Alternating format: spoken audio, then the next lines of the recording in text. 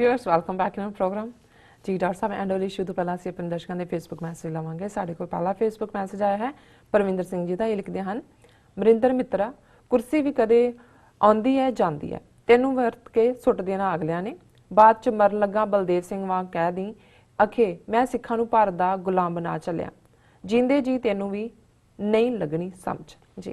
बिल्कुल ठीक है, क्योंकि बलदेव सिंह बारे सर कपूर सिंह होरां ने साची साख च लिखिया कि मरण तो पहला वो मिलिया बीमार पिया सी ते सर साहब मिलन गए और वो कहंदा सी कि मैं इदां ही अड्डियां रगड़ रगड़ के मैनू मरना चाहिदा सी, मैं 3 वार सिख स्टेट बनदे बनदे रोकी और इहदे प्यो ने यही करतूत 47 च कीती जदों चैंबर ऑफ प्रिंसिस दा चांसलर होने दे नाते सब तो पहला इन्हें अपनी स्टेट जिहड़ी है वो मर्ज की इंडिया नाल बिना किसी नाल सलाह कीते अपने चैंबर च भी और जे कायदे आजम मुहम्मद दी जिन्हां लियाकत अली उन्होंने मिले और ऑफर किया कि भाई तुसी सेंटर बन जाओ बाकियां नूं नाल रला के, इन्हें उही गल शाम नूं नेहरू दे नाल सांझी कीती और लॉर्ड वॉवेल ने अपनी डायरी च लिखिया कि भी ये देखण नूं सोहणा है, ਇਹਦੇ ਪਿਓ ਬਾਰੇ ਯਾਦ ਦਰਸ ਪਰ ਪੁੱਜ ਕੇ ਬੇਈਮਾਨ ਹੈ, ਕਾਂਟ ਬੀ ਟਰਸਟਡ ਜੀ। ਤੇ ਇਹ ਤਾਂ ਜਿਹਨੂੰ ਕਹਿੰਦੇ ਨੇ ਕਿ ਵੀ ਉਹ ਆਪਣੇ ਪਿਓ ਤੋਂ ਵੀ 4 ਗੁਣਾ ਅੱਗੇ ਵੱਧ ਗਿਆ ਗੱਦਾਰੀ ਦੇ ਵਿੱਚ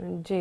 ਸਾਡੇ ਕੋਲ ਅਗਲਾ ਮੈਸੇਜ ਆਇਆ ਹੈ ਕਸ਼ਮੀਰ ਵਿਰਕ ਜੀ ਦਾ। ਉਹਨਾਂ ਲਿਖਿਆ ਹੈ, ਡਾਕਟਰ ਸਾਹਿਬ ਤੁਹਾਨੂੰ ਤੇ ਸਾਰੀ ਟੀਮ ਨੂੰ ਵਾਹਿਗੁਰੂ ਜੀ ਕਾ ਖਾਲਸਾ ਵਾਹਿਗੁਰੂ ਜੀ ਕੀ ਫਤਿਹ, ਅਤੇ ਉਹਨਾਂ ਨੇ ਨਾਰੇ ਵੀ ਲਗਾਏ ਨੇ। ਹਾਂਜੀ जी, खालिस्तान जिंदाबाद जिंदाबाद जिंदाबाद जिंदाबाद जिंदाबाद। मोहन पोयल लिखते हैं, डॉक्टर साहब जी कैप्टन अपने खून नाल गद्दारी नहीं कर सकता, आला सिंह दे खून विच गद्दारी सी, ये परिवार से कौम नाल हमेशा गद्दारी करदा आया है जी। कोई शक ही नहीं है। आला सिंह नूं राजे दा खिताब ही अब्दाली ने दिता सी और जदों इन्हां दी कोरोनेशन हुंदी सी नवें दी अब्दाली दी फोटो वाला जिहड़ा सिक्का है इन्हां दी टकसाल चों कढिया जांदा सी जी। साडे कोल अगला मैसेज है परविंदर सिंह जी दा। उन्होंने थैंक्स लिखिया है TV 84 एंड डॉक्टर साहब एंड हरजाप सिंह जापी बिल्कुल सहमत ने। अगू अमरीक सिंह सिंधल लिखते हैं, ग्रेट जॉब TV 84 जिंदाबाद। मियाँ आसम का मैसेज आएगा, कहते हैं खालसा जिंदाबाद। गुरदयाल सिंह ने फतेह बुलाई है सानू। उन्होंने मनदौर कौर लिखते हैं, एक great job and Jagdish Singh लिखते हैं गुड। अगू हरमेल सिंह का मैसेज सानू आया, ये लिखते हैं कैप्टन साहब की इस गल तो वह समा चेते आ जाता है जब गवांढियां ने VCR लिया हुंदा सी ते मन च लूरियां उठदियां सी कि सानू क्या नहीं अगलियां ने कि तुसी भी आके देख लो, फिर बहाने जे नाल पुछन जाईदा सी उन्हां दे घर कि तुहाडे घरे बिजली हैगी है, अगले कह दिंदे हुंदे सी कि आहो हैगी है ते नाले कह दिंदे सी आ जा तू भी फिल्म देख लै, आराम नाल चौंकड़ी मार के बह जाईदा सी। ਉਹੀ ਕੁਝ ਕਰ ਰਹੇ ਨੇ ਕੈਪਟਨ ਸਾਹਿਬ जी। मीर हरमेल सिंह और भी कट्टे दी पूंछ दी कहानी दे नाल अपनी सुनाई है और बिल्कुल ठीक है, बिल्कुल सही है, बिल्कुल ठीक है। हम नेड़े नेड़े टुक रहा है कि मैनू अंदर बाड़ लो जी। सो बहुत शुक्रिया ना सारे वीरां दा। दूसरे सेगमेंट च भी बहुत सारे वीरां दे नाम हैं, ਅਸੀਂ ਸਭ ਦਾ ਕਲੈਕਟਿਵ शुक्रिया अदा करते हैं जी। डॉक्टर साहब अगले इशू बारे ਆਪਾਂ ਗੱਲਬਾਤ ਕਰਾਂਗੇ ਜੀ। ਡਾਕਟਰ ਸਾਹਿਬ ਕੀ ਕਹਿਣਾ ਚਾਹੁੰਦੇ? ਦੇਖੋ ਜਿਹੜੀ ਇਸ ਵੇਲੇ ਘੱਟ ਗਿਣਤੀਆਂ ਨੂੰ ਜਾਂ ਭਾਰਤ ਦੇ ਸਾਰੇ ਸੂਬਿਆਂ ਦੀ ਜਿਹੜੀ ਮਾੜੀ ਮੋਟੀ ਆਜ਼ਾਦੀ ਸੰਵਿਧਾਨ ਦੇ ਵਿੱਚ ਵੀ ਦਿੱਤੀ ਹੋਈ ਹੈ ਉਹਨੂੰ ਯੂਸਰਪ ਕਰਨ ਜਾਂ ਨਿਗਲਣ ਦੀ ਜਿਹੜੀ ਲਾਈਨ ਹੈ ਉਹਦੇ ਲਈ ਜੁਡੀਸ਼ਰੀ ਵੀ ਵਰਤੀ ਜਾ ਰਹੀ ਹੈ। ਸੈਂਟਰ ਲੈਵਲ ਦੀਆਂ ਸਕੀਮਾਂ ਜਿਨ੍ਹਾਂ ਦੇ ਵਿੱਚ ਪਿੱਛੇ ਜਿਹੜਾ ਆਧਾਰ ਕਾਰਡ ਜੀ, ਹਾਲਾਂ ਚੰਡੀਗੜ੍ਹ ਜਲੰਧਰ ਬੇਸਡ ਟ੍ਰਿਬਿਊਨ ਦੀ ਸਧਾਰਨ ਕੋਰਸਪੋਂਡੈਂਟ ਨੇ ਜਿਹੜਾ ਉਹ ਪੋਲ ਖੋਲ੍ਹ ਦਿੱਤਾ ਸੀ ਪਰ ਉਹ ਸਟੋਰੀ ਦੱਬ ਗਈ ਮੁੜ ਕੇ। ਉਹਨੇ ਦੱਸਿਆ ਵੀ ਕਿਵੇਂ ਵਿਕ ਰਹੀ ਹੈ ਸਾਰੀ ਇਨਫੋਰਮੇਸ਼ਨ 5-5 ਰੁਪਈਏ ਦੇ ਵਿੱਚ, ਪਰ ਉਹਦੇ ਖਿਲਾਫ ਕ੍ਰਿਮੀਨਲ ਚਾਰਜ ਫਾਈਲ, ਅਖਬਾਰ ਦੇ ਖਿਲਾਫ ਪਹਿਲਾਂ ਸਾਰਾ ਮੀਡੀਆ ਆ ਗਿਆ ਪਰ ਫਿਰ ਉਹ ਸਟੋਰੀ ਗਾਇਬ ਹੋ ਗਈ। ਇਹਦਾ ਮਤਲਬ ਹੈ ਵੀ ਉਹਨੂੰ ਦੱਬ ਲਿਆ ਜਾਂ ਉਹ ਕਹਾਣੀ ਮੁੜ ਕੇ ਅੱਗੇ ਨਹੀਂ ਤੁਰੀ, ਨਾ ਹੀ ਕਿਸੇ ਜੁਡੀਸ਼ਰੀ ਨੇ ਉਹਦਾ ਸੂਮੋਟੋ ਨੋਟਿਸ ਲਿਆ ਕਿ ਵੀ ਇਹ ਤੁਸੀਂ ਸਾਰਾ ਡਾਟਾ ਇੱਕ ਥਾਂ ਇਕੱਠਾ ਕਰ ਰਹੇ ਹੋ, ਆਧਾਰ ਕਾਰਡ ਬਣਾਤਾ ਜੀ, ਸਾਰੀ ਜਾਣਕਾਰੀ। ਹੁਣ ਇਹ ਹੈ ਕਿਸੇ ਪਾਸਪੋਰਟ, ਕਿਸੇ ID, ਕਿਸੇ ਸਰਟੀਫਿਕੇਟ ਨੂੰ ਨਹੀਂ ਪੁੱਛਦੇ, ਅਗਲੇ ਕਹਿੰਦੇ ਆਧਾਰ ਕਾਰਡ ਲਿਆਓ ਜਿਹਦੇ 'ਚ ਸਾਰੀ ਇਨਫੋਰਮੇਸ਼ਨ। ਹੁਣ ਜ਼ਾਹਰ ਹੈ ਵੀ ਇਹ ਸਕੀਮ ਐਵੇਂ ਨਹੀਂ ਹੈਗੀ ਔਰ ਅੱਜ ਦੇ ਜ਼ਮਾਨੇ 'ਚ ਜਦੋਂ ਕਿ ਕੋਈ ਵੀ ਡਾਟਾ ਜਿਹੜਾ ਸੇਫ ਨਹੀਂ ਹੈ, ਕਿਵੇਂ ਵੱਡੇ ਵੱਡੇ ਵੈਬਸਾਈਟ ਹੈਕ ਹੁੰਦੇ ਨੇ, ਵੱਡੇ ਵੱਡੇ ਦੂਜੇ ਹੁੰਦੇ ਨੇ, ਉਹ ਤਾਂ ਹੈ ਹੀ ਹੈ।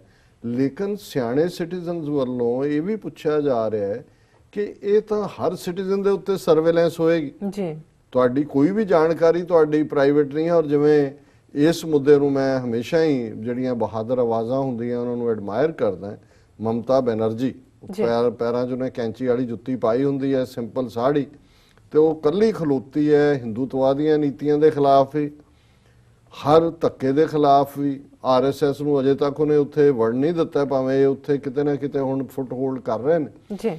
ਔਰ ਈਵਨ ਜਿਹੜੀ ਆਧਾਰ ਕਾਰਡ ਕਿ ਸਾਰਿਆਂ ਦਾ ਬਣੇ, ਉਹਨੇ ਵੈਸਟ ਬੰਗਾਲ 'ਚ ਕਿਹਾ ਵੀ ਅਸੀਂ ਨਹੀਂ ਮੰਨਦੇ ਇਹ, ਔਰ ਸਾਰਿਆਂ ਨੂੰ ਉਹਨੇ ਜਿਹੜਾ ਉਹ ਸੁਪਰੀਮ ਕੋਰਟ ਦੇ ਵਿੱਚ ਚੈਲੰਜ ਕਰ ਦਿੱਤਾ ਕਿ ਇਹ ਜਿਹੜੀ ਸਟੇਟਾਂ ਦੀਆਂ ਪਾਵਰਸ ਨੇ ਉਹਨੂੰ ਯੂਸਰਪ ਕਰਨਾ ਹੈ ਔਰ ਸਿਟੀਜ਼ਨ ਦੀ ਪ੍ਰਾਈਵੇਸੀ ਨੂੰ ਨਾਲ ਕੰਪਰੋਮਾਈਜ਼।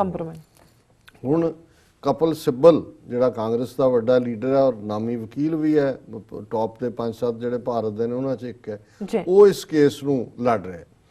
ਔਰ ਮੈਂ ਦੇਖ ਰਿਹਾ ਵੀ ਜੁਡੀਸ਼ਰੀ ਕਿੰਨੀ ਕੰਪਲਾਇੰਟ ਹੋ ਚੁੱਕੀ ਹੈ। ਔਰ ਅੱਜ ਵੀ 9:30 ਤੋਂ 10 ਦੇ ਪ੍ਰੋਗਰਾਮ 'ਚ ਸਰ ਗੁਰਚਰਨ ਸਿੰਘ ਬੱਬਰ ਜਿਹੜੇ ਕਿ ਜਰਨਲਿਸਟ ਨੇ, ਉਹ ਗੱਲਬਾਤ ਕਰਨਗੇ ਕਿ ਵੀ ਹੁਣ ਜਗਦੀਸ਼ ਟਾਈਟਲਰ ਦੇ ਇਸ਼ੂ ਨੂੰ ਲੈ ਕੇ ਬੜਾ ਐਂਥੂਸੀਆਜ਼ਮ, ਸਾਡੇ ਵੀ ਗ੍ਰਿਫਤਾਰ ਕਰੋ, ਉਹ ਜਿਹੜਾ ਜੀਕੇ ਹੈ ਉਹ ਡਰਾਮਾ ਜਿਹਾ 200-250 ਗੁਰਦੁਆਰੇ ਦੇ ਮੁਲਾਜ਼ਮ ਲੈ ਕੇ ਉੱਥੇ ਘੇਰਾਬੰਦੀ ਕਰਨੀ। ਪਰ ਕਿਸੇ ਨੇ ਜਿਹੜਾ ਵੱਡਾ ਕੰਸਰਨ ਹੈ, ਹਜ਼ਾਰਾਂ ਦੇ ਮਰਡਰ, ਜੁਡੀਸ਼ਰੀ ਸੁਪਰੀਮ ਕੋਰਟ ਦੇ ਸਾਹਮਣੇ ਕਤਲ ਹੋਏ, ਜੱਜਾਂ ਨੇ ਅੱਖੀਂ ਦੇਖੇ ਜੀ, ਉਹ ਕਿੱਥੇ ਰਹੀ ਜੁਡੀਸ਼ਰੀ? 4 ਦਿਨ ਅਦਾਲਤਾਂ ਬੰਦ ਵੀ ਰਹੀਆਂ, ਕਿੱਥੇ ਸੀ ਉਹ ਸਾਰੇ? ਜੁਡੀਸ਼ਰੀ ਦਾ ਕੀ ਰੋਲ ਰਿਹਾ? ਇਹ ਰੰਗਾਨਾਥ ਮਿਸ਼ਰਾ ਜਿਹਨੇ ਮਿਸ਼ਰਾ ਕਮਿਸ਼ਨ ਰਿਪੋਰਟ ਜਸਟਿਸ ਸੀ, ਉਹਨੂੰ ਉਹ ਕਿਵੇਂ ਜੂਨੀਅਰ ਹੋਣ ਦੇ ਨਾਤੇ ਫਿਰ ਵੀ ਸੁਪਰੀਮ ਕੋਰਟ ਦਾ ਚੀਫ ਜਸਟਿਸ ਬਣਿਆ, ਮਾਈਨੋਰਟੀ ਕਮਿਸ਼ਨ ਦਾ ਚੇਅਰਮੈਨ ਰਾਜੀਵ ਗਾਂਧੀ ਨੇ ਲਾਇਆ, ਰਾਜ ਸਭਾ ਦਾ ਮੈਂਬਰ ਬਣਾਇਆ, ਅੱਜ ਉਹਦਾ ਭਤੀਜਾ ਜਿਹੜਾ ਦੀਪਕ ਮਿਸ਼ਰਾ ਉਹ ਚੀਫ ਜਸਟਿਸ ਹੈ, ਉਹ ਹੁਣ 34 ਸਾਲ ਬਾਅਦ ਸਪੈਸ਼ਲ ਇਨਵੈਸਟੀਗੇਟਿਵ ਟੀਮ ਬਣਾ ਰਿਹਾ। ਸਾਨੂੰ ਲੱਗ ਰਿਹਾ ਜੀ ਹੁਣ ਜਸਟਿਸ ਮਿਲੇਗਾ ਜੀ। ਔਰ ਇਸੇ ਤਰ੍ਹਾਂ ਜਿਹੜਾ ਉਹਨਾਂ ਦਾ ਪੁਲਿਸ ਆਫੀਸਰਸ, ਉਹਨਾਂ ਦਾ ਕੀ ਰੋਲ ਹੈ? ਸੋ ਕੁੱਲ ਮਿਲਾ ਕੇ ਸਾਰੇ ਮੁੱਦੇ ਦੇ ਉੱਤੇ ਕਿ ਵੀ ਜੁਡੀਸ਼ਰੀ ਕਿਵੇਂ ਕੰਪਲਾਇੰਟ ਹੈ ਵਿਦ ਦਾ ਸਟੇਟ, ਇਹ ਗੱਲਬਾਤ ਕਰਨਗੇ ਗੁਰਚਰਨ ਸਿੰਘ ਬੱਬਰ, ਉਹਨਾਂ ਦੇ ਜ਼ਰੂਰ ਲਾਈਨ ਤੇ ਜੁੜੇ ਰਹੋ। ਪਰ ਇਸ ਕੇਸ ਦੇ ਆਧਾਰ ਕੇਸ ਦੇ ਸੰਬੰਧ 'ਚ ਵੀ ਜਦੋਂ ਕਪਿਲ ਸਿੱਬਲ ਨੇ ਆਪਣਾ ਇਹ ਆਰਗੂਮੈਂਟ ਦਿੱਤਾ ਤੇ ਹੁਣ ਸੁਪਰੀਮ ਕੋਰਟ ਨੇ, ਔਰ NDTV ਦੀ ਹੈਡਲਾਈਨ ਸਟੋਰੀ ਹੈ, What is wrong with one nation, one identity? Supreme Court asks West Bengal government. ਹੁਣ ਕਿਉਂਕਿ ਕੇਸ ਵੈਸਟ ਬੰਗਾਲ ਗਵਰਨਮੈਂਟ ਨੇ ਕੀਤਾ ਹੈ ਜੀ, ਤੇ ਸੁਪਰੀਮ ਕੋਰਟ ਦੇ ਜਿਹੜੇ 3 ਜੱਜ ਨੇ, AK ਸਿਕਰੀ, ਖਨਵਿਲਕਾਰ ਤੇ ਚੰਦਰਚੂੜ ਤੇ ਅਸ਼ੋਕ ਭੂਸ਼ਣ, 4 ਇਹਨੂੰ ਸੁਣ ਰਹੇ ਨੇ। ਔਰ ਜਦੋਂ ਉਹਨੇ ਵੈਸਟ ਬੰਗਾਲ ਗਵਰਨਮੈਂਟ ਦੇ ਬਿਹਾਫ ਦੇ ਉੱਤੇ ਕਪਿਲ ਸਿੱਬਲ ਪੇਸ਼ ਹੋਇਆ, ਔਰ ਉਹਦੇ 'ਚ ਉਹਨੇ ਕਿਹਾ ਕਿ ਵੀ ਉਹਨੇ ਫਿਰ ਆਰਗੂਮੈਂਟ ਦਿੱਤਾ ਕਪਿਲ ਸਿੱਬਲ ਨੇ, ਉਹਨੇ ਕਿਹਾ ਵੀ we are proud Indians and are passionately Indians but everything is wrong with Aadhaar. ਅਸੀਂ ਭਾਰਤੀ ਹਾਂ ਔਰ ਪ੍ਰਾਊਡ ਹੈ ਸਾਨੂੰ ਇਸ ਤੇ, ਪਰ ਆਧਾਰ ਨਾਲ ਸੰਬੰਧਿਤ ਸਭ ਕੁਝ ਹੀ ਗਲਤ ਹੈ। Indianness has nothing to do with identity ਜੀ, ਪਛਾਣ ਦੇ ਨਾਲ ਇੰਡੀਅਨਨੈਸ ਦਾ ਕੀ ਤਾਲੁਕ ਹੈ? Let's not go into this debate as it is more political than legal, ਕਿ ਇਹ ਫਿਰ डिबेट सियासी होएगी, कानूनी नहीं होएगी। We are more than this Aadhaar, that is all. उन्हें कहा भी असी सिर्फ साड़ी पछाण आधार नहीं है, असी उन्ने तक नहीं रह गए, असी होर भी हैं। हुण इस सारे चों जिहड़ा उन्हां दा है कि भी स्टेट नूं किवें मिसयूज करेगी, इंडिया दे कोल आ गया। फिर वो जज पुछदे ने कि भी the bench sad that theoretically every centralised database can be hacked but this doesn't necessarily mean that it is vulnerable। उन्हें कहा जी आधार किवें vulnerable है जी, ये ठीक है कि हो सकता है, पर ये जरूरी किवें है कि आधार वाला डाटा भी जिहड़ा है वो जिहड़ा उसनूं कोई हैक कर लेगा। फिर उन्हें it is acknowledged of the fact that you need to take extra care and safeguards should be there to protect it, Justice Chandrachud said। उन्होंने कहा जी कि भाई तुसीं उहनूं प्रोटेक्ट कर लो। मतलब हुण ये जुडिशरी काउंटर आर्गूमेंट कर रही है कि जी जे एक स्टेट बन जाती है और एक ID बन जाती है, what is wrong with one nation one identity जी, एक नेशन है और एक आइडेंटिटी। उन्होंने कहा जी नहीं साड़ी ये प्रॉब्लम है, ये जड़ा है I need to be assured that my data is protected, but in a digital world there can be no such assurance and once my property biometric information is lost, then in the physical world you may retrieve it, but in the virtual world you cannot। ये symbol कह रहे हैं, this is the future world we are heading into। और ये उन्हें क्या कि आज का जो डिजिटल वर्ल्ड है, in the digital world one knows more about you than one knows about himself। Sari जानकारी डिजिटल दे कोल है, सानू अपने आप दे कोल जानकारी नहीं है, पर ਕੋਰਟ ਦਾ ਜਿਹੜਾ ਇਹ ਆਰਗੂਮੈਂਟ ਚੱਲ ਰਿਹਾ ਉਹ ਇਹ ਕਹਿ ਰਿਹਾ ਵੀ ਕੀ ਤੇ ਜੇ ਇਤਰਾਜ਼ ਹੈ ਜੇ ਬਣ ਜਾਏ, ਇਸ ਪਾਸੇ ਵਾਲੀ ਰੈਫਰ ਕਰਦਾ ਹੈ ਵੀ ਅਲਟੀਮੇਟਲੀ ਆਧਾਰ ਕਾਰਡ ਦੇ ਹੱਕ ਦੇ ਵਿੱਚ ਸੁਪਰੀਮ ਕੋਰਟ ਦਾ ਫੈਸਲਾ ਜਾਏਗਾ ਜੀ। ਇਸ ਬਾਰੇ ਕੋਈ ਭੁਲੇਖਾ ਨਹੀਂ ਹੈਗਾ ਜੀ। ਡਾਕਟਰ ਸਾਹਿਬ ਹੁਣ ਤੁਸੀਂ ਦਰਸ਼ਕਾਂ ਦੱਸ ਦਿਓ ਅੱਜ ਦਾ ਵਿਚਾਰ। ਅੱਜ ਦਾ ਇਹ ਦਿਨ ਜਿਵੇਂ ਅਸੀਂ ਥਰਸਡੇ ਭਗਤ ਰਵਿਦਾਸ ਜੀ ਦੀ ਬਾਣੀ ਦੀ ਵਿਚਾਰ ਕਰਦੇ ਹਾਂ, 40 ਸ਼ਬਦ ਭਗਤ ਜੀ ਦੇ ਗੁਰੂ ਗ੍ਰੰਥ ਸਾਹਿਬ ਜੀ ਚ ਨੇ, ਆਲਮੋਸਟ 36 ਸ਼ਬਦ ਅਸੀਂ ਵਿਚਾਰ ਲਏ ਨੇ। ਔਰ ਅੱਜ ਦਾ ਸ਼ਬਦ ਬਸੰਤ ਬਾਣੀ ਰਵਿਦਾਸ ਜੀ ਕੀ ਇੱਕ ਓंकार सतगुरु प्रसाद इस सिरलेख दे नाल है। तुझे सुझंता कछु नाहे, पहरावा देखे ऊब जाहे, गर्भवती का नाही ठाओ, तेरी गर्दन ऊपर लवै काओ, तू काहे गर्भै बावली, जैसे भादो खूंबराज तू, तिसते खरी उतावली। रहाओ। हुण ये रहाओ दी तुक ਕੇਂਦਰੀ ਨੁਕਤਾ ਹੁੰਦਾ ਜੀ, ਔਰ ਰੂਹ ਨੂੰ ਆਧਾਰ ਬਣਾ ਕੇ ਇਹ ਸਵਾਲ ਹੈ, ਤੂੰ ਕਾਹੇ ਗਰਭੈ ਬਾਵਲੀ, हे ਮੇਰੀ ਰੂਹ ਮੇਰੀ ਆਤਮਾ, ਬਾਵਲੀ ਝੱਲੀ ਸ਼ਦਾਈ ਕਮਲੀ, हे ਮੇਰੀ ਕਮਲੀ ਆਤਮਾ, ਗਰਭ ਹੈ ਹੰਕਾਰ, ਤੂੰ ਕਿਉਂ ਹੰਕਾਰੀ ਹੋਈ ਹੈ। ਜੈਸੇ ਭਾਦੋ ਖੂੰਬ ਰਾਜ, ਜਿਵੇਂ ਭਾਦੋ ਦੇ ਮਹੀਨੇ 'ਚ ਖੁੰਬਾਂ ਨਿਕਲਦੀਆਂ ਜੀ, ਤੇ ਜਿਹੜੀ ਸਭ ਤੋਂ ਵੱਡੀ ਖੁੰਬ ਹੁੰਦੀ ਉਹਨੂੰ ਖੁੰਬ ਰਾਜ ਕਿਹਾ ਹੈ ਵੀ ਸਰਦਾਰਨੀ ਖੁੰਬਾਂ ਦੀ। ਜੈਸੇ ਵੱਡੀ ਖੁੰਬ, ਜੈਸੇ ਭਾਦੋ ਖੂੰਬ ਰਾਜ ਤੂੰ, ਤਿਸ ਤੇ ਖਰੀ ਉਤਾਵਲੀ। ਰਹਾਓ ਕਿ ਵੀ ਜਿਵੇਂ ਖੁੰਬ ਨਿਕਲਦੀ ਹੈ ਤੇ ਉਹ ਫਿਰ ਡਿੱਗਦੀ ਵੀ ਉਵੇਂ ਹੀ ਹੈ, ਹੁੰਦਾ ਤੇ ਉਹ ਬਿਲਕੁਲ ਉਹਦੇ ਚੋਂ ਹੀ ਕ੍ਰੀਏਟ ਕੀਤਾ ਹੁੰਦਾ ਜੀ। ਹੁਣ ਤਾਂ ਵੈਸੇ ਇੱਥੇ ਮਸ਼ਰੂਮ ਉਦੋਂ ਅਜੇ ਵਾਈਲਡ ਹੀ ਹੁੰਦੀ ਸੀ, ਔਰ ਆਮ ਜਦੋਂ ਕਹਿਣਾ ਹੋਇਆ ਵੀ ਕੀ ਹੈ, ਕਹਿੰਦਾ ਖੁੰਬਾਂ ਵਾਂਗ ਨਿਕਲ ਆਇਆ ਸਾਰੇ, ਕਿਉਂਕਿ ਉਹਨੇ ਫੈਲ ਵੀ ਜਾਣਾ ਹੁੰਦਾ, ਡਿਸਟਰੋਏ ਵੀ ਹੋ ਜਾਂਦੀ, ਪਰ ਨਿਕਲਦੀ ਇੱਕਦਮ ਹੀ, ਮੀਂਹ ਪੈ ਕੇ ਹਟਦੇ ਨੇ ਸਾਵਣ ਭਾਦੋ ਚ। ਸੋ ਇਹ ਕਹਿ ਕੇ ਕਿ ਵੀ ਤੂੰ ਤਾਂ ਬੜੀ ਉਤਾਵਲੀ ਹੈ, ਬੜੀ ਹੰਕਾਰੀ ਹੋਈ ਹੈ, ਔਰ ਇਸ ਸਾਰੇ ਚੋਂ ਤੁਝੇ ਸੁਜੰਤਾ ਕਛੂ ਨਾ ਹੈ, ਤੂੰ ਉਸ ਹੰਕਾਰ ਦੇ ਵਿੱਚ ਕਮਲੀ ਹੋਈ ਹੈ ਕਿ ਤੈਨੂੰ ਕੁਝ ਵੀ ਸੁਝਦਾ ਨਹੀਂ, ਕੁਝ ਵੀ ਤੈਨੂੰ ਨਜ਼ਰ ਨਹੀਂ ਆ ਰਿਹਾ। ਪਹਿਰਾਵਾ ਦੇਖੇ ਊਬ ਜਾਏ, ਪਹਿਰਾਵਾ ਸਰੀਰ ਦਾ ਠਾਠ ਜੀ, ਊਬ ਹੰਕਾਰ ਕਿ ਵੀ ਤੂੰ ਸਰੀਰ ਦੇ ਸੁਹੱਪਣ ਵੱਲ ਦੇਖ ਕੇ, ਸਰੀਰ ਦੇ ਠਾਠ ਬਾਠ ਨੂੰ ਦੇਖ ਕੇ ਹੀ ਹੰਕਾਰੀ ਹੋਈ ਹੈ। ਗਰਭਵਤੀ ਕਾ ਨਾਹੀ ਠਾਓ, ਤੇਰੀ ਗਰਦਨ ਉੱਪਰ ਲਵੈ ਕਾਓ। ਅਹੰਕਾਰਨ ਕਿ हे ਰੂਹ ਤੇਰਾ ਕੋਈ ਠਿਕਾਣਾ ਨਹੀਂ ਹੋਣਾ, ਤੈਨੂੰ ਕਿਉਂ ਭੁੱਲ ਜਾਂਦਾ ਹੈ। ਹੁਣ ਜਦੋਂ ਕੋਈ ਕਾਂ ਆ ਕੇ ਕਿਸੇ ਦੇ ਕਾਂ ਨੂੰ ਅਪਸ਼ਗਨ ਹੀ ਮੰਨਿਆ ਜਾਂਦਾ, ਹਾਲਾਂਕਿ ਸਾਡੇ ਕਲਚਰ 'ਚ ਇੱਕ ਸੀ ਕਿ ਕਾਂ ਬੋਲੇ ਪ੍ਰਾਹੁਣੇ ਨੇ ਆਉਣਾ, ਪਰ ਜੇ ਧੌਣ ਤੇ ਚੜ ਕੇ ਕਾਂ ਬੋਲੇ ਫਿਰ ਤਾਂ ਇਹ ਵੀ ਮੌਤ ਆ ਰਹੀ ਹੈ। ਕਾਂ ਵੀ ਕਾਲਾ ਹੈ, ਜਿਹੜਾ ਜਮਰਾਜ ਜਮਦੂਤ ਦੀ ਸ਼ਕਲ ਵੀ ਬਿਆਨੀ ਹੋਈ ਹੈ ਹਿੰਦੂ ਮਾਈਥੋਲੋਜੀ ਨੇ, ਉਹ ਵੀ ਕਾਲਾ ਜਮਦੂਤ, ਜਦੋਂ ਕਾਲੇ ਨੂੰ ਕਹਿੰਦੇ ਜਮਦੂਤ ਹੈ। ਸੋ ਭਗਤ ਰਵਿਦਾਸ ਜੀ ਕਹਿੰਦੇ ਨੇ ਤੇਰੀ ਤਾਂ ਧੌਣ ਦੇ ਉੱਤੇ ਕਾਂ ਬੈਠਾ ਜੀ, ਲਵੈ ਬੋਲਦਾ ਤੇਰੀ ਧੌਣ ਤੇ, ਤੇਰੀ ਗਰਦਨ ਉੱਪਰ ਲਵੈ ਕਾਂ, ਤੇਰੀ ਧੌਣ ਤੇ ਬੈਠਾ ਮੌਤ ਦਾ ਕਾਂ ਤੈਨੂੰ ਯਾਦ ਕਰਵਾ ਰਿਹਾ ਕਾਂ ਕਾਂ ਕਰਕੇ ਕਿ ਮੈਂ ਆ ਰਹੀ ਹਾਂ। ਗਰਭਵਤੀ ਕਾ ਨਾ ਹੈ ਤੂੰ, ਇਹ ਹੰਕਾਰਨ ਰੂਹ ਤੇਰੇ ਕਿਹੜਾ ਠਿਕਾਣਾ, ਤੂੰ ਇੱਥੇ ਤਾਂ ਰਹਿਣਾ ਨਹੀਂ ਜੀ। ਜੈਸੇ ਕੁਰੰਕ ਨਹੀਂ ਪਾਇਓ ਭੇਦ, ਤਨ ਸੁਗੰਧ ਢੂੰਡੈ ਪਰਦੇਸ। ਕੁਰੰਕ ਕਹਿੰਦੇ ਨੇ ਹਿਰਨ ਨੂੰ, ਔਰ ਇਹ ਵੀ ਇਹਦੇ ਬਾਰੇ ਇੱਕ ਇਤਿਹਾਸ ਹੈ ਕਿ ਹਿਰਨ ਦੇ ਅੰਦਰ ਉਹਦੇ ਢਿੱਡ ਦੇ ਵਿੱਚ ਹੀ ਜਿਹੜੀ ਹੈ ਕਸਤੂਰੀ ਹੁੰਦੀ ਹੈ, ਬਹੁਤ ਮਹਿੰਗੀ ਹੁੰਦੀ ਹੈ।